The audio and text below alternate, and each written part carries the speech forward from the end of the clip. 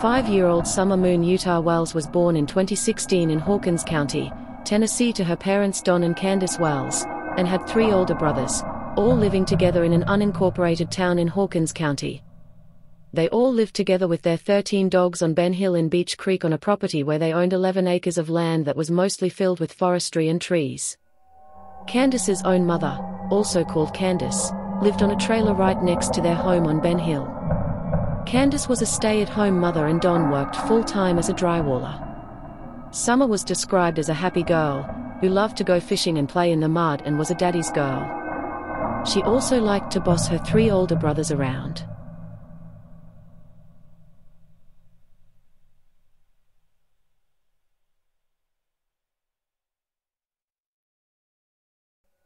Waking up on June 15 of 2021, that morning nothing was out of the usual for the Wells family.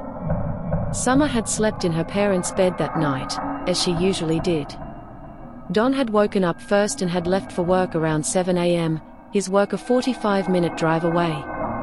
Candace also woke up to take her mother, Grandma Candace, to a scheduled doctor's appointment at Holston Valley Medical Center at 8 a.m. Candace, Grandma Candace and Summer got into the car and Candace drove the 40 minutes to get there, where she dropped Grandma Candace off and her and Summer went and sat in the car in the medical center car park. Candace claims that she then got a call from family friend 15-year-old Hunter, who asked her what she was doing and went on to ask Candace if she wanted to chill out at his house while they waited for Grandma Candace's doctor's appointment to be finished. Candace then drove over to Hunter's house where she and Summer stayed until she got a call telling her to pick up her mom. Hunter asked Candace if he could come along, so Candace, Summer and Hunter get into the car, then they all pick up Grandma Candace. After they picked her up, Candace says that the 4 of them then drove to Walgreens to get her prescription, and as they are in the car outside Walgreens, Don called Candace to ask how they are doing. Walgreens then tell them that Grandma Candace's prescription will take 30 minutes, so Candace drives over to Warriors Path State Park where she can let Summer swim in the lake there. As they are driving over to Warriors Path State Park, Candace stopped at a smoke shop and bought 3 cans of Twisted Tea, and then to a business called Hippie House where she bought vape pens, then carried on to Warriors Path State Park. They all got out of the car. Summer ran into the lake to swim and play, and as Candace and Grandma Candace sat by the water watching Summer swimming, Candace says that Hunter went into the woods, then reappeared after a while and came and sat with Candace and Grandma Candace. Candace records a video of Summer in the lake as they all sit watching her. All 4 of them eventually get back into Candace's car to begin the drive back to get Grandma Candace's prescription. After collecting the prescription, Candace says she then drove to Sonic and bought everyone slushies, then drove over to Priceless and claims she went inside for a few minutes to get a few things she needed for the house, and at some point, took this picture of Summer sleeping in the back of the car. She drove Hunter home, then she, Summer and Grandma Candace drove home.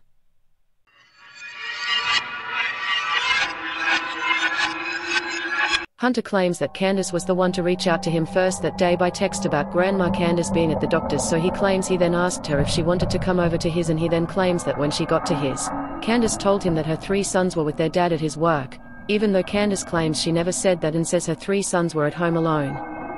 Hunter then claims that Candace told him she was going to take Summer fishing and asked Hunter if he wanted to come with them. Hunter also claims that although Candace said Don had called to check how things were going, Hunter says Don had actually called to talk about a weird man who had been lingering around their house for around a week watching their kids, and then Hunter claims that on the drive to Warriors Path State Park, they only stopped at one place, not 2 like Candace said. Hunter then says that as they arrived at the park, he never went into the woods like Candace had said, and he then said that when everyone had got out of the car, Grandma Candace stayed behind in the car to do something on her phone, and that he and Candace went and sat by the lake smoking the vape pens and drinking the Twisted Tea drinks Candace had just bought. Hunter said that at some point, he had to remove his top and jump into the lake when Summer had stayed underneath the water for around 15 seconds, and on the drive back, Candace went into Priceless for an hour, not 5 minutes that she originally said. All these claims that Hunter have made have all been denied by Candace, who says these are all lies. From here, where do you guys go? From here, we go to the hospital. Okay. Pick up her mother. Pick up Grandma. Not even like 10 minutes later, okay, we go to Walgreens. Is that, you go there first, and then, after you pick up Grandma? Yeah. Then what happened? And then we put this prescription in. Okay. Which is like Probably about like 10, 15 minutes. Do you know what kind of And then we handed a prescription. They said about like 10, 15. Well, it was going to be 30 to 35 minutes. Okay. Well, I was saying the line was long. Okay. Because you have Who went inside the store? Nobody went in. We went through the drive-thru. Got it. The drive-thru. And then while we were in the drive-thru, her husband calls her talking about this dude named Andy or Andrew on the property that's been there for like a week or so, she told me, that keeps stalking the little kids. Who's that? And why did Don call? I have no idea. He just called. I don't even know if he was working at the time. Okay. But if he was working, he obviously wouldn't know that there was some dude looking at the little kids. I'm sorry, but there's a nice car over there. How did you hear it? I heard because I asked her why he called. Okay. The only thing that she told me from the phone call is that there was some dude, Andrew, Anthony, Andy, whatever it was. Just the name A. Okay. That's all I remember. Is that he's been up on the property for a week or two trying to, like, I guess she said touch the little kids. That's what I was told. He's trying to hug or something. What do you think? Do you think that's true? I mean, it could be because she's had this, name was Billy, right? Yes, Billy.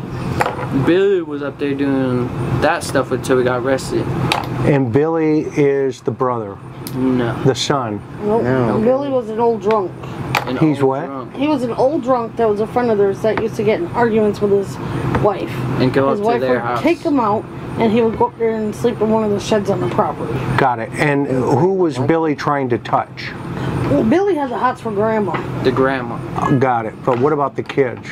Oh no, he wasn't around the little kids. His mom wouldn't allow that with their mom. So why would Don, in your opinion, call Candace while you're in the line at Walgreens to say there's some dude on the property wanting to touch the kids? Help me understand that.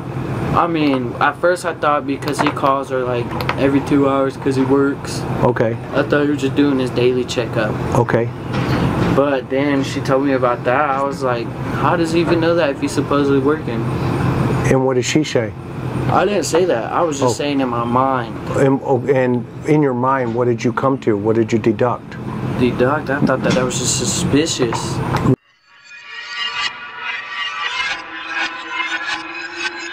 After dropping Hunter at his home, Candace, Summer and Grandma Candace travel back home, and when they arrive, Candace's 3 sons come out to help with the groceries. Grandma Candace went into her trailer and Candace and Summer went into their house, watching TV, and Candace began doing chores when Grandma Candace needed help with her gardening, so Summer and Candace went outside to help Grandma Candace plant some flowers for around half an hour. Then when they were finished, Summer wanted to go back and play with her brothers, so Candace walked Summer halfway back to their house, then watched as Summer walked the rest of the way back to the house. Then Candace stayed with Grandma Candace for another 2 minutes, then began walking to her house. When she gets inside the house, she asks her sons where Summer is, and they say that she went down into the basement, which was also Summer and her parents' bedroom, to play with her toys. Candace proceeded to shout for Summer but got no response, so went down and found that Summer wasn't down there. She then called Don, who told her to call the police, and she and Don both called the police at the same time, and by 6:30 p.m. a missing person report was made. As she waited for police to arrive, she gave her sons walkie-talkies and buck knives and sent them to the creek to look for Summer, and Candace went to talk to her neighbors, and Don soon arrived home before police. Walked in here and them 3 were sitting right here in row with their eyes glued to the TV, like always. And I said, boys, where's your sister at? Well, she just went downstairs, Mom, to play. So I went over here like this, because this is where the stairs are. Okay. It's actually down under there. Oh, down into her Down into bedroom. Our bedroom, and then hers is on the other side. Oh, okay, in the basement. Yeah, in the basement. Well, this makes sense now, see? And then I yelled and I said, Summer, Summer. And she didn't, I listened for a minute, I didn't hear nothing. So I went like this, because this is how I always get down here. Yep. I mean, I don't know if you want to come down here or not. Do I got to be tiny to get in there? No, you should. Can we come in from the other side? Well, we can, but it'd make more sense if you went this way. Okay, I'll follow you. Oh, man. Good grief, No, I know girl. if my 6-foot husband can fit down here, you can. Huh? My husband's 6 foot. I know if he can fit, you can. This... Oh, my gosh. Way to go. This is my husband's room. Okay. And over here, well, it's a mess again. That's all right. But this is where Summer and little Waylon was. Because Waylon's only 9. Okay. And they stayed down here. And these are all her toys, all her Paw Patrols, All her movies. She's got a movie about the Savior. The boys I brought back down here after she went missing because I didn't want them upstairs by themselves anymore. Okay. And this is all her toys. These are all her toys. All these toys that are down here are dang near all hers, except for like the trucks and the Teenage Mutant Ninja Turtles and the game system. That's the boys'. Okay. But them are all her toys. And she's really into Paw Patrol. I see that. Yeah, I've been collecting from day one. And these are all her little ponies that I've bought. And then these are them girls that she likes. Them new fashion, I don't know what they are, little princesses or whatever. And I don't recall if this was locked or not. I don't recall that. Okay. But I know, it's hard on me. But I know I did come out here and I said, Summer, because sometimes she'll sit right here and just sit here and play just for, you know. And usually when she comes out and she goes directly that way up to the swing.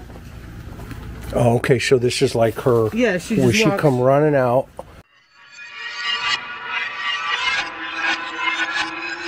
Included up to 80 searches and the use of cadaver dogs. The cadaver dogs were able to trace Summer's scent from the back basement door down a path which leads down to the ravine and down to the main road, and the dogs lost her scent when they got to the main road. Police and searchers ended up searching a total of 5,000 acres of surrounding land, but despite all of the searches, nothing relating to Summer was ever found.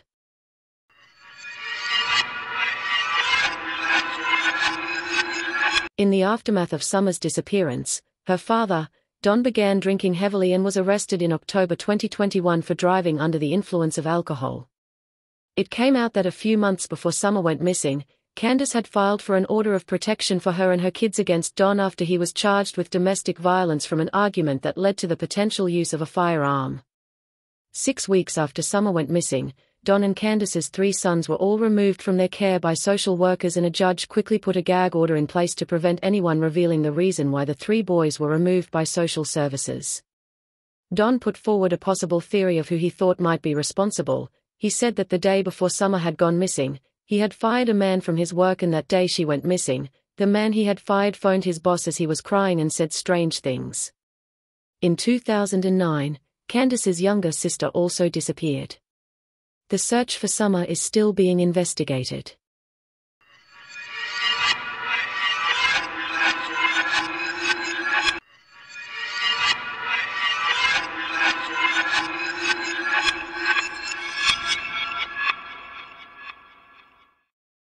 Maya MILLETE was a 39-year-old woman who married her husband Larry in Honolulu, Hawaii back in 2000 after they had both met in high school. Maya was Filipino and had 5 siblings. She lived with Larry and their 3 children in Chula Vista in California, where they both had busy jobs. Larry is an optician and Maya worked in the San Diego Naval Base.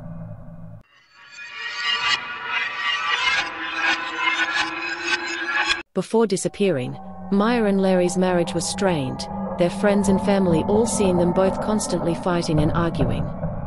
Maya started to confide in her friends that she was ready to leave her marriage to Larry, and she had made an appointment to meet with an attorney on the 12th of January to start divorce proceedings.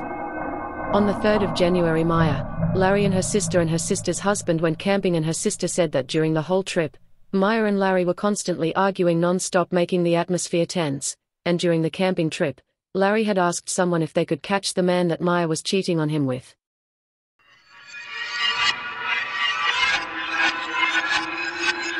During the 7th of January 2021, texts being sent to Maya's phone got no reply, after texts from Maya abruptly stopped sometime that evening. After not hearing from Maya for a while, her siblings grew worried, so on the 8th of January, Maya's older brother traveled to her house, where he was greeted by Larry, who explained to him that the night before, he and Maya had had a fight that caused Maya to get angry and lock herself in her bedroom for the night. So the following day, Larry said he had taken the kids to the beach that day, and after returning home from the beach, Larry claimed that he could hear Maya upstairs but never saw her. That day, Maya's older brother left, but as the hours grew, they still didn't hear from her, so that night, her siblings returned to their house and told Larry to let them into the bedroom to see Maya themselves, but after letting them into the bedroom, they found it was empty. Maya was not in there even though her car was parked outside. Concerned for her welfare, her sister filed a missing persons report with the Chula Vista Police Department the 9th of January. Police first started tracking her phone and found out that Maya had last used her phone on the 7th of January at 8:15 p.m. and the last time her phone pinged off of a cell tower was at 1:25 a.m. on the 8th of January in the location of where she lived. Once searches for Maya started, Larry refused to cooperate with the police and detectives and banned Maya's family from seeing their children. On the 22nd of July, police officially named Larry MILLETE as a person of interest in the disappearance of Maya MILLETE.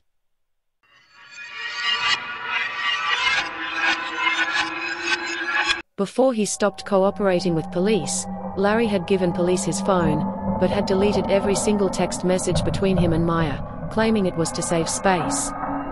Maya was spotted on a neighbor's surveillance camera going into her house on the 7th of January at 4:45 p.m. but was never seen on camera leaving the house again. In the year leading up to her disappearance, Larry had begun stalking Maya and obsessively finding ways to force her to stay in their marriage. He began turning up to her workplace to make sure she was there and attempted to monitor Maya's movements every day.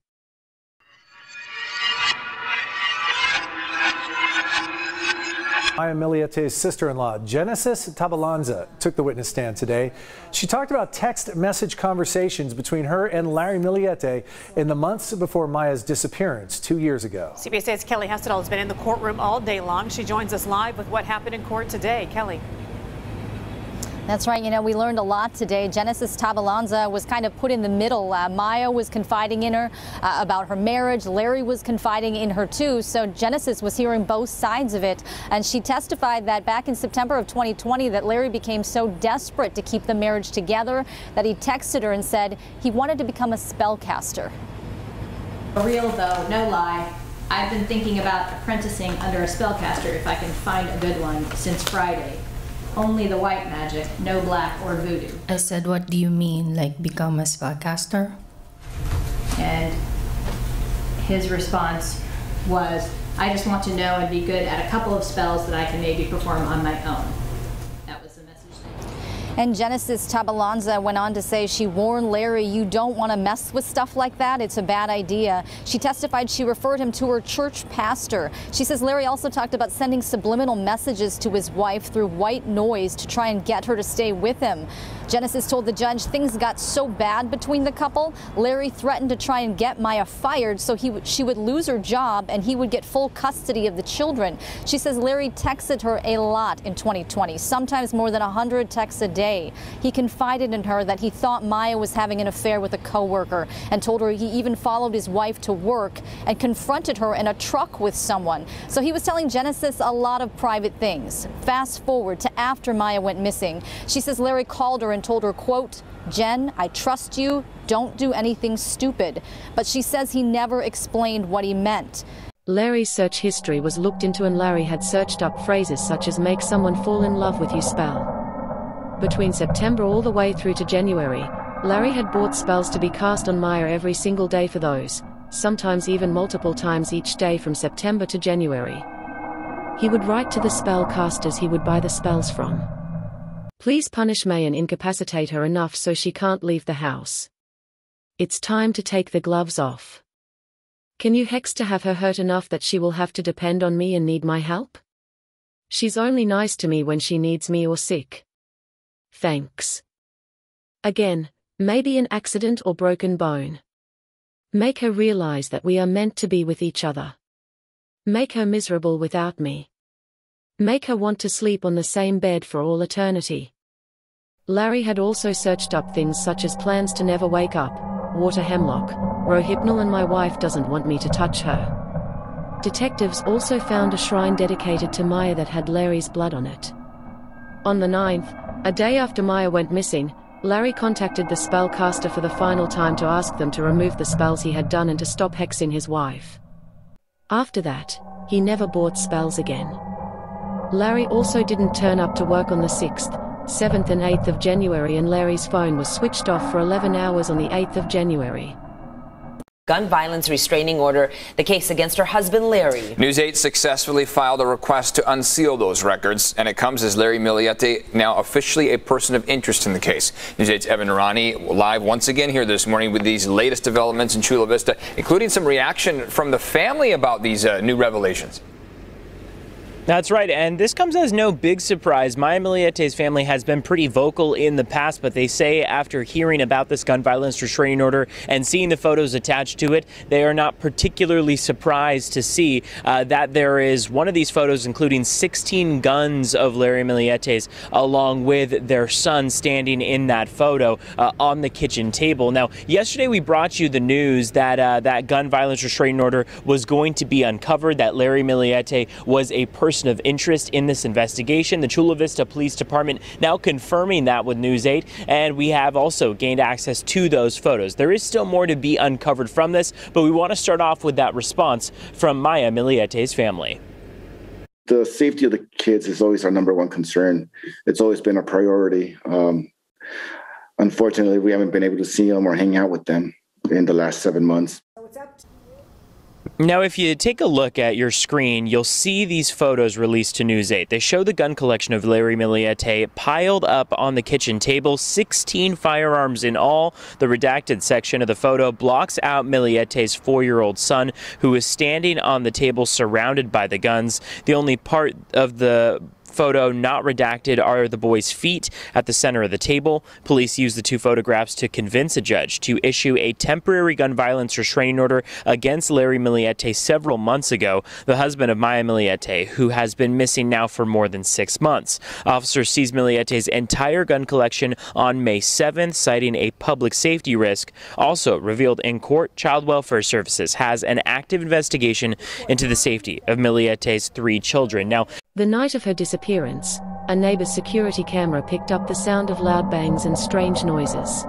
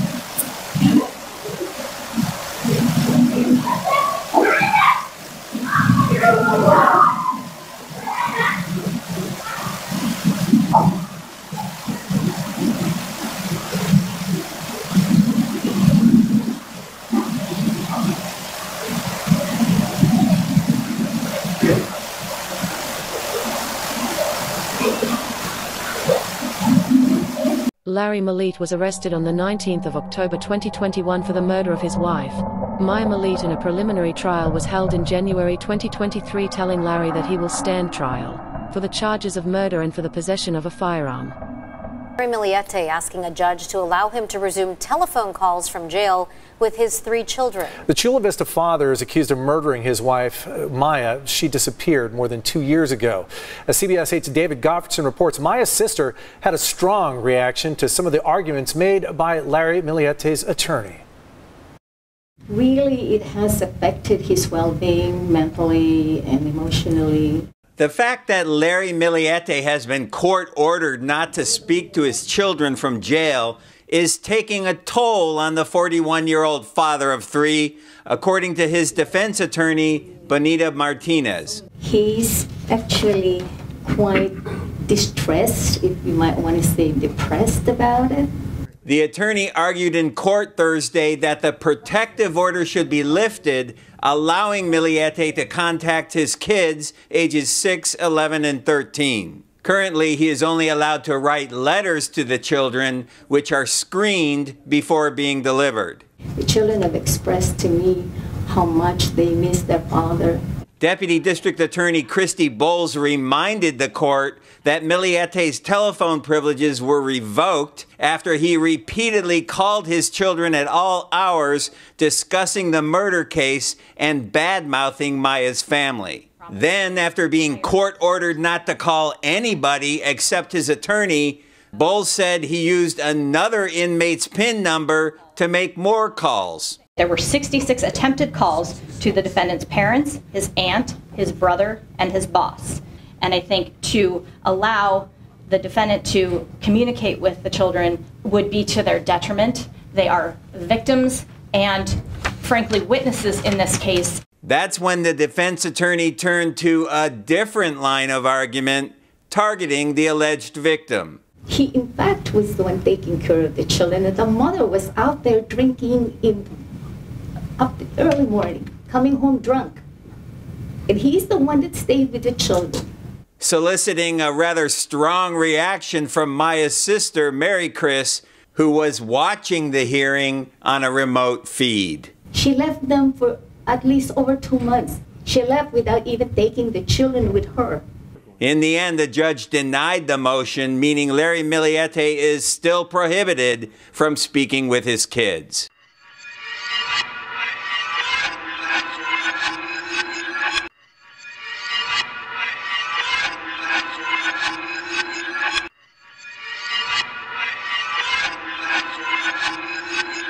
Daniel Robinson had grown up loving athletics, academics and sports and had graduated from the College of Charleston in 2017 with a degree in geology. Upon graduating, Daniel moved over to Arizona where he started a new job as a hydrogeologist. Although he was born with no lower right arm, he didn't let that stop him excelling in life. As of June 2021, he was a 24-year-old man working at a desert well site doing field work there.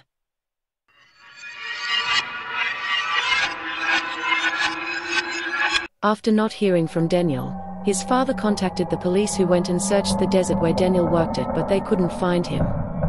Daniel's dad then spent the next 45 hours driving down from South Carolina to Buckeye, Arizona to start looking for his son. He soon found the well site where his son did his work at and where he had last been seen at. Daniel's co-worker told his dad how he last saw Daniel at the well site and explained how Daniel was staring ahead in a daze and was quiet. Waving at the co-worker, Daniel then got into his Jeep and drove away. This was the last sighting of Daniel Robinson. He caught the attention of all the volunteers that you see behind me this morning, and joining us live is Dad David Robinson. You know, you held a press conference last week outside of the Buckeye Police Department, and what really struck me is that you said the world knows him as the missing geologist, the missing 24-year-old geologist, but this is your baby. Yes. This is your baby. So how are you doing? This morning, we're out here to do the same way we're doing every week, searching for Daniel. I came here with a mission in mind, decided I want to do this for my son, make sure I be here for him. He need me, I need him, and I'm going to be out here. So we're out here this morning, continuing our search. And there is a good amount of people behind us. How many people do you estimate have shown up? Roughly about 200, a little over 200. Is that the most for any of the searches? I understand this is the 9th. It's about typical. We started off with roughly 20 people. Now we moved up to 200 or so people. Okay, and logistics-wise, give us a little bit of the technology insight. What happens if a volunteer happens to find a trace, a little piece of evidence? Well, we have a system. We ask the people not to touch anything. If they see anything suspicious on the website, searchfordaniel.org. We have a link there. They take the picture through the link. Those comes to us, and we also turn those over to the Buckeye Police Department. These are searches that you have organized as a dad. You've kind of been wearing two hats as detective as well. Buckeye Police did conduct some targeted searches this week. They brought out some robotic technology. Do you? Definitely do. And matter of fact, I received a phone call from them for the first time in a few weeks now, and I was really happy about that. And I'm asking everybody to continue doing what they're doing, and it's actually working, and I really appreciate that. And Buckeye Police have said that they're also going to bring in an expert. They're going to look at that airbag data again after your private investigator found out that his Jeep has been driven, 11 miles after it crashed? Do you know exactly when they're going to be looking at that data? Because they said last week and it didn't happen. Well, I've heard Buckeye say that a few weeks ago. Since my investigator turned those things over to them, it's the same repeat. They repeat it over and over again. I hope they actually do it. Do you have high hopes that anything will be found today, or you caught?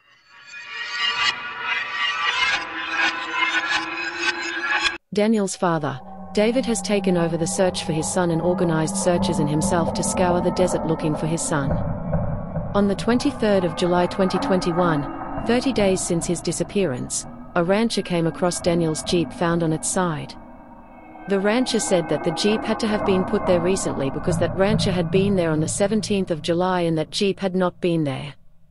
The Jeep's airbags had been deployed and sunroof had been kicked open.